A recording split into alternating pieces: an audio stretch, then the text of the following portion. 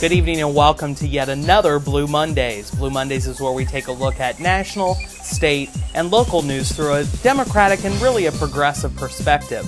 On this week's show, we have a very special show lined up for you.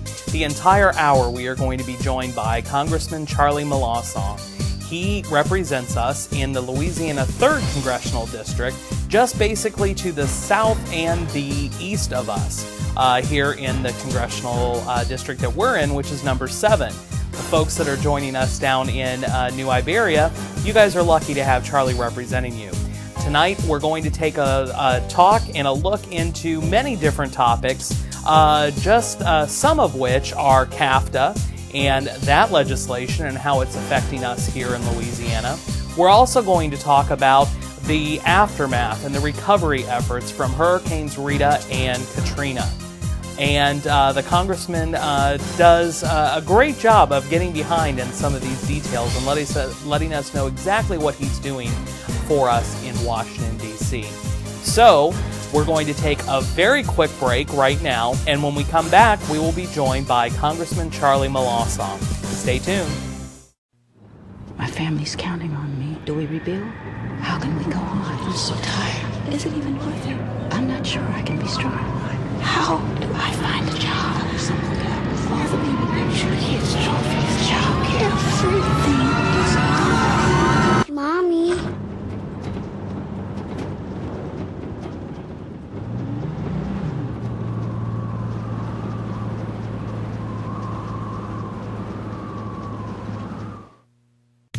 We make a pledge, we keep our word.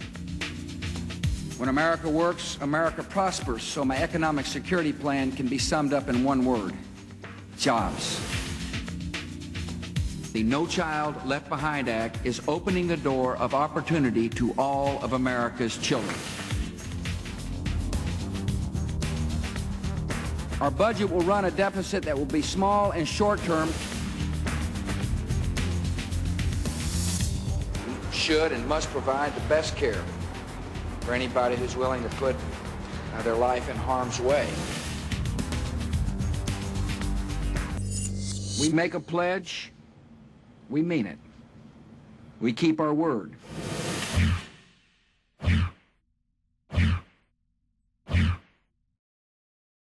We keep our word. The Democratic National Committee is responsible for the content of this advertisement. And welcome back to Blue Mondays. Today I have the honor of sitting down with Congressman Charlie Melancon from Louisiana's 3rd Congressional District, and we are going to talk about what's going on in his district and find out exactly what's going on with his campaign. Congressman, welcome to the show. Steve, thanks. Good to be here. We're really glad to have you here. Well, you know, I've been following your career in the Congress, and I have to tell you, since I do so much Washington watching, most congressmen are lucky enough that their freshman term, they get to go to Washington and kind of be a fly on the wall for a while, kind of learn the ins and outs before they have to jump in and really face anything majorly critical. That didn't happen with you, did it? No, it's been, I guess, a different type of situation. I've got a chief of staff who had worked for another member who was served his first term. And he was telling me, first term up there, you kind of get your feet wet, kind of get to know where everything is, the meeting rooms and how things run. And it wasn't that at all. I mean, it was from day one. We hit the floor running. I had the CAFTA issue that was on the front burner. Of course, fortunately for me, being with the sugar industry prior to running for Congress, I knew, as I told people, I knew where all the doors led around in the campus, Capitol campus, so it wasn't anything real new to me other than being able to walk onto the floor of the House of Representatives. So, yeah, we hit the ground running, and it's just been one hellacious 2-year stint. That's for sure. Well, you mentioned CAFTA. I really want to talk a little bit about that more because, we have so many people in our district like yours. I mean, we butt right up against each other. And with your familiarity with the sugarcane industry in and of itself, CAFTA is a bad deal. It's a raw deal. The bilateral agreements that this country has been getting into, because the WTO was not moving fast enough, was, I guess, for political gain more than anything. Because when you're dealing with third world developing countries, no environmental standards, no worker safety standards, the culture, the business climate, everything is totally different. Subsidies, government support, hidden and otherwise, and trying to get our folks to become non-supported by their own government. The rule of thumb has always been, particularly in the sugar industry, is that just keep us alive until such time as we can get to the WTO, then multilaterally reduce all these trade tariffs and support mechanisms and let everybody go at it all at one time. May the best man survive. It's going to be a supply and demand market. That's the real word. And the sugar people, I think all the agricultural people feel like, that's great, we can do that, but we've got to get to that point. The problem we have is that we're not being allowed to get to the point because we've been sold out bit by bit by bit. First there was NAFTA, now there's CAFTA, and in between there's some that you don't even hear about that are not big deals. And actually, if you look at NAFTA and CAFTA, they were not big deals from the standpoint of providing any help to our people in America. They've actually been a hindrance, and if you see what's happened with all the immigration problems with Mexico, that's a direct result of a trade deal that didn't work for either of us. China is the big winner in the NAFTA. Not America, not Canada, not Mexico, but China. And so we've given away our manufacturing jobs that were the good manufacturing jobs. We've given away the textile industry, which were good jobs in this country. If you can find a fruit or a vegetable in any of these stores around the country that don't have some foreign country, particularly Central or South America, sticker on it, you'll surprise me and bring it to me because I'd like to see it. We don't have a fruit and vegetable industry left here of a commercial grade that we're selling to stores around this country. So it's not been a good deal. I've been telling some of the rice farmers that are friends of mine over in the western part of the state, which is more in the 7th district. I got a few rice farmers in the 3rd, that one day these trade deals are going to come and bite you on the rear. Absolutely. And now they're coming to understand what we were talking about. The CAFTA, which was supposed to be such a wonderful deal. Well, the economy of those 6 countries combined doesn't have a gross product even as big as that of the city of Nashville or the city of Memphis. Right. So how do you gain by doing a deal with countries like that? They're going to gain because they're going to start manufacturing or at least passing through their borders products that have come to us cheaper. Right. One of the things that a lot of people don't understand, and because of my association with sugar through the years, the tariffs were there for a reason. And they were there to protect American jobs and American industry so that we could compete. Because you can't compete against $1 an hour wage. You can't compete against a country that has no environmental standards, so therefore no cost incurred by the business people. Same thing with worker safety we talk about trying to find a way to provide health care for working Americans.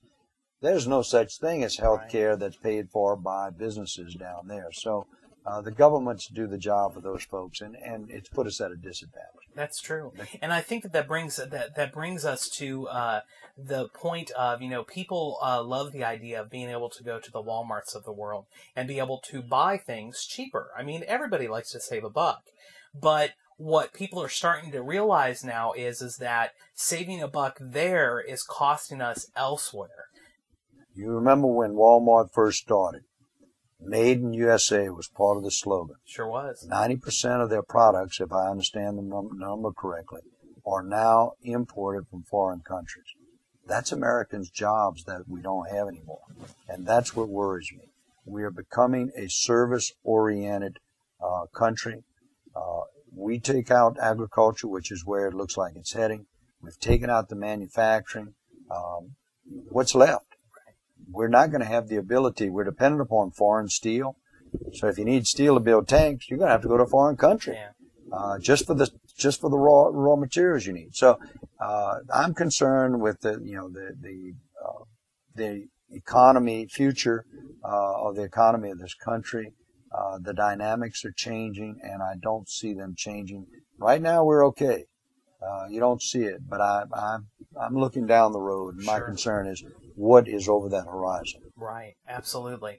Well, and that's one of the things that I constantly fight with here. I'm a small business owner in Lafayette, and a lot of folks will come to me and say, "How can you be a small business owner and be a Democrat?" Well, I come back to them and I say, well, contrary to popular belief, if you don't listen to the sound bites and you actually look at history, the Democratic Party is for the small business, is for the mom and pops out there. And, this is exactly what we're talking about in these types of free trade agreements where we're basically, those tariffs, as I understand them in a very layperson's point of view, is that they were there to level that playing field. Correct. They were there not to make it more difficult, it was just there to level the playing field. So that, like you were talking about, the wage disparities, the healthcare issues, the environmental quality issues, we're starting to realize that we all live on one planet now. Yeah. And we've got to realize that, there's a relationship there. Well, the world is smaller, and I don't have a problem with that. But everyone should have the opportunity to compete. And when you're taking the competitive edge away from domestic industries, domestic businesses, it's not right. I was a small businessman. I'm a Democrat. And I don't think that there should be a party affiliation to attach to a person that runs their business. You run your business. I belong to the Chamber of Commerce, and every time there was an issue that came up about minimum wage, as a business owner, I said, why don't you want to pay people a decent minimum wage? The cost of living goes up. You're raising the price on your products that you're selling. Yeah, it's a cost of doing business. Now we've got this standard of living out there that people are expecting. The minimum wage has not increased in 10 years. Those people can't afford to keep up. If you start looking at the average income and pays that's out there, it's reducing. Okay, the wealthy are doing quite well, and I don't have a problem with wealthy people doing quite well.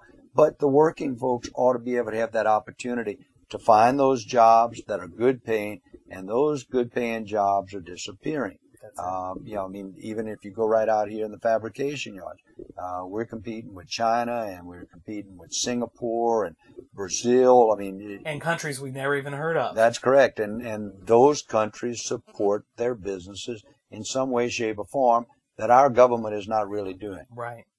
Well, and that is, a very, core issue when you look at it. I'm right there with you as a small business owner. You pay your people well, and you have good people working for you. It's funny. One of the quotes that I like to use, Chris Rock, when he was back on Saturday Night Live, said, "You know what your boss is telling you when he's paying you minimum wage? I'd pay you less if I could." Well, that's part of the immigration argument now, and so that part of the immigration deal.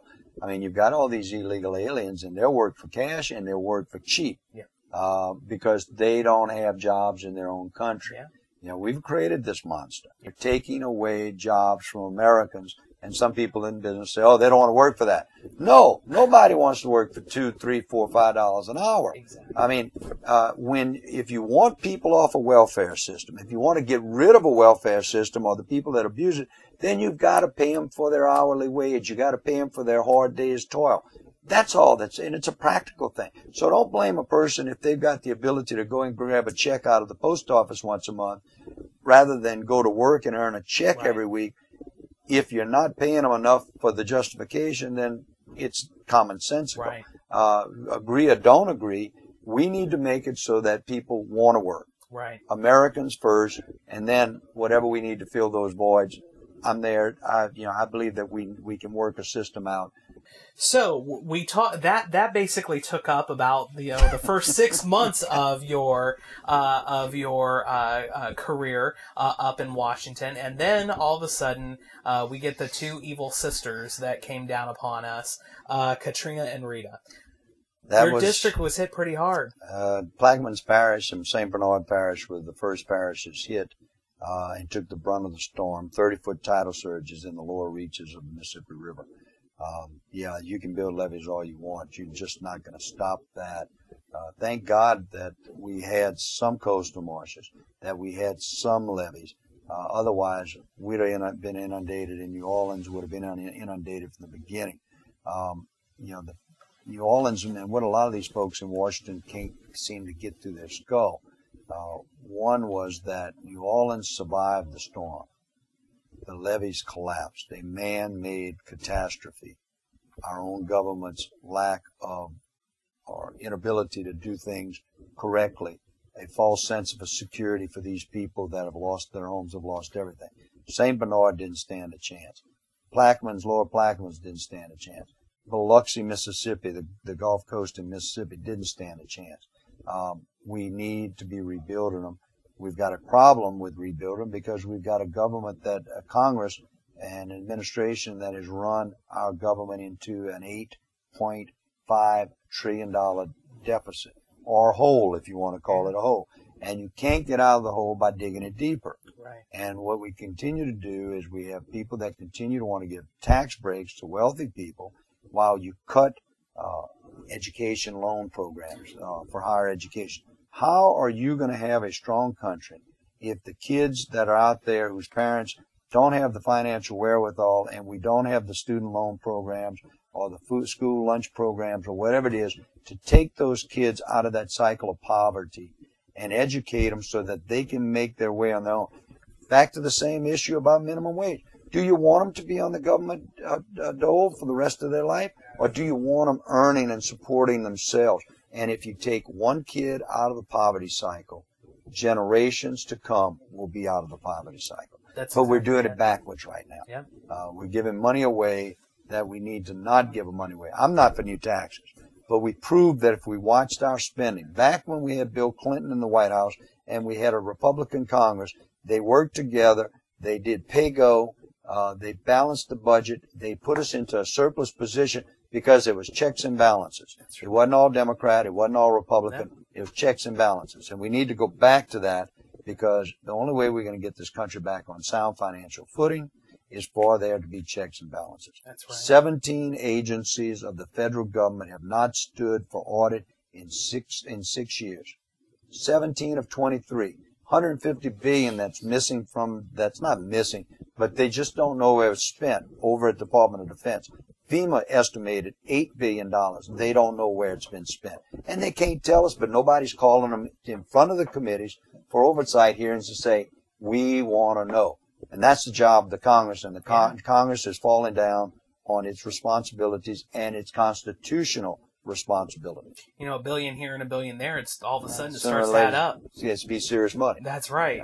Yeah. You know, that's interesting, and I think our viewers would like to maybe have a better understanding. We hear a lot of these talking heads out there saying that, well, the Democrats don't have any plans. I don't think the average person out there realizes that if you're especially in the House, if you're in the minority party, you really don't have much power. Almost every bill that's introduced by the majority and brought to the floor of the House, and know that it's not like the Louisiana legislature. You had a bill or you had an amendment, you could have your day in court.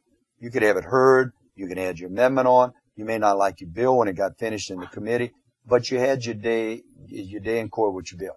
The majority determines whether you move a bill or not. Right. The majority doesn't agree with your bill. You'll never see the light of day in a committee, much less on the floor. They can bypass the committee structure if they want, and they've been doing that. So if you've got any good ideas and they don't agree with you, you think they're a good idea, they will not be debated. We're supposed to be a deliberative body. We are not deliberating. We're not debating the issues. We're going up there and we're voting up and down. And every time that there's a major piece of legislation, there is a Democratic alternative that is put forth to be voted on. You don't get to hear about it. You don't get to read about it because we go in and we make a motion at the proper time in the parliamentary procedure to try and we get a vote on it, and it always gets beat because there's more of them than there is of us. And what should have happened was that bill, whatever it was, should have gone to the committee with your Democratic members and your Republican members. They came with their bill. We came with our bill.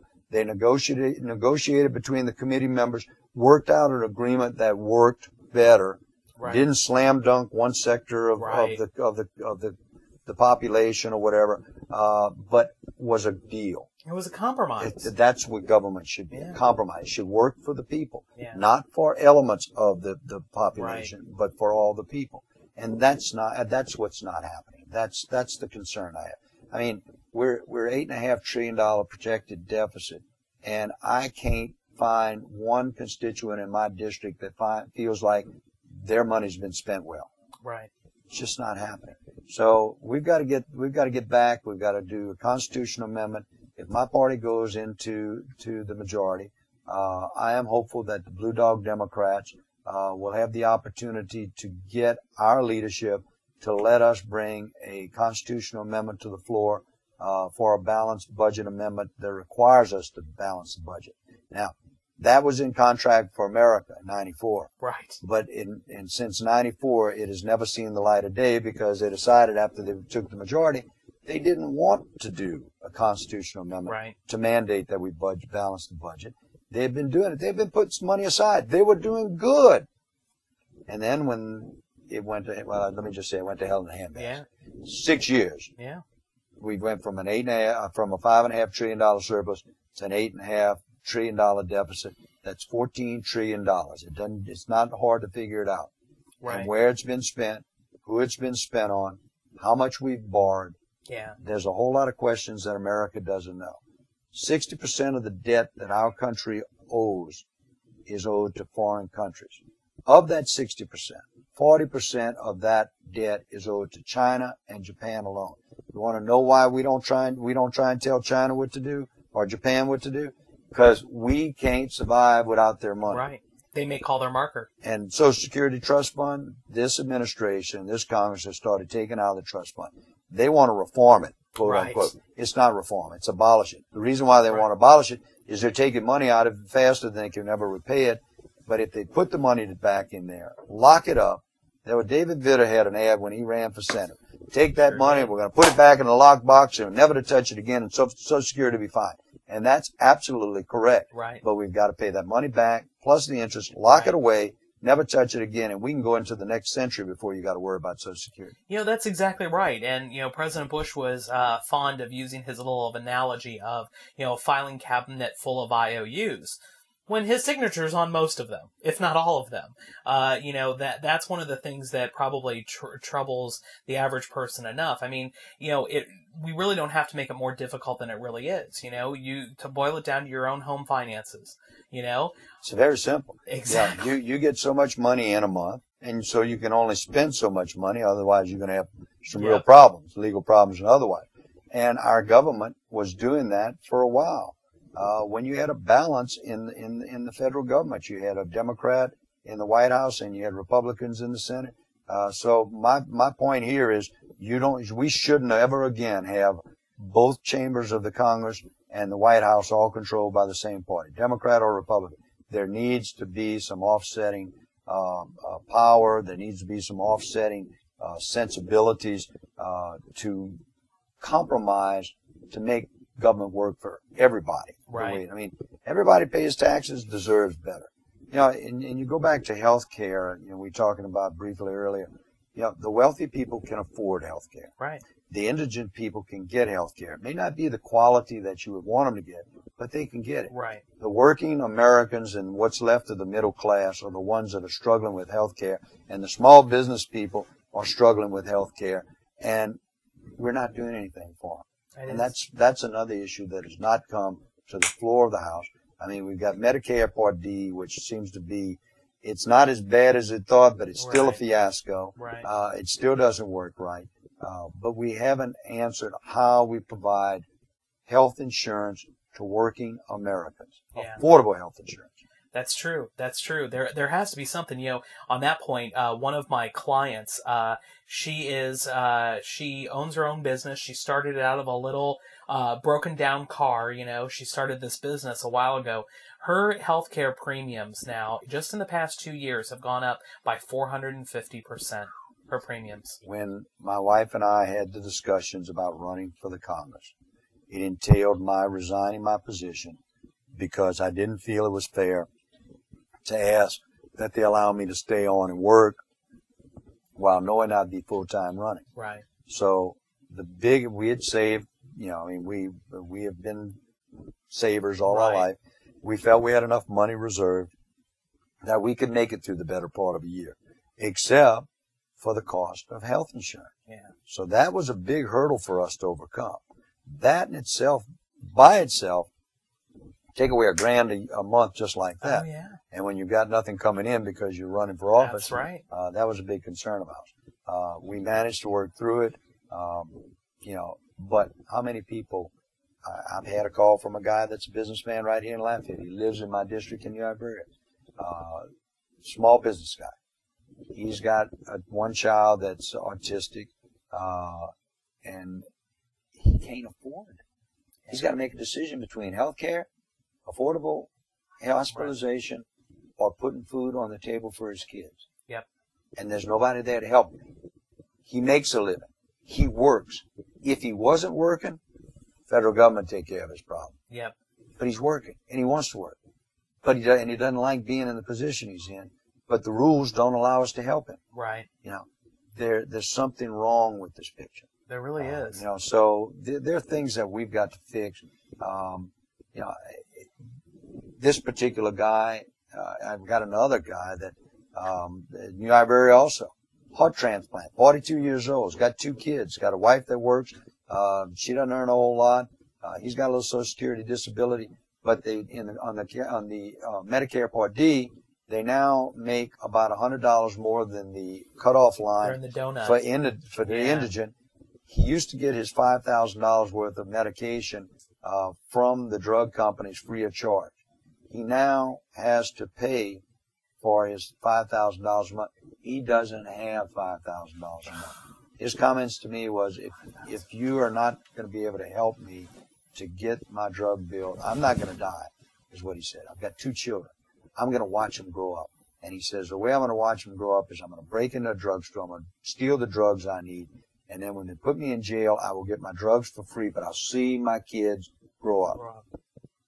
Unbelievable that, it's unbelievable to me that, it's interesting, this Medicare Part D program, I guess some individuals it is helping. Like you said, it's not as bad as we had thought it could be, but it's still got, it's still got a lot of problems in it. A lot of folks question, that this is such a throwback to the drug companies, and it's interesting, one of the lead people for this was the person that you took over the seat for, right? Billy Tozan. Billy Tozan was chairman of the committee.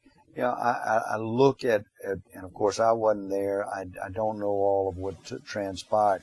All I know is that it was projected to be a $350 billion government proposition, and now it's over $1 trillion it's costing the government, and we've left some people out there. It's kind of like the education program, No Child Left Behind. Right. The ones we need to help are the ones that are getting left behind. Right. And the same problem exists. Now, it doesn't mean we can't correct the problems, but we've dealt with legislation this past year that, I voted to name so many post offices, and I couldn't care less about spending time to name post offices, but we've got people going without their medication, people going without education, down the line, and we haven't, as a Congress, addressed those important needs of this country.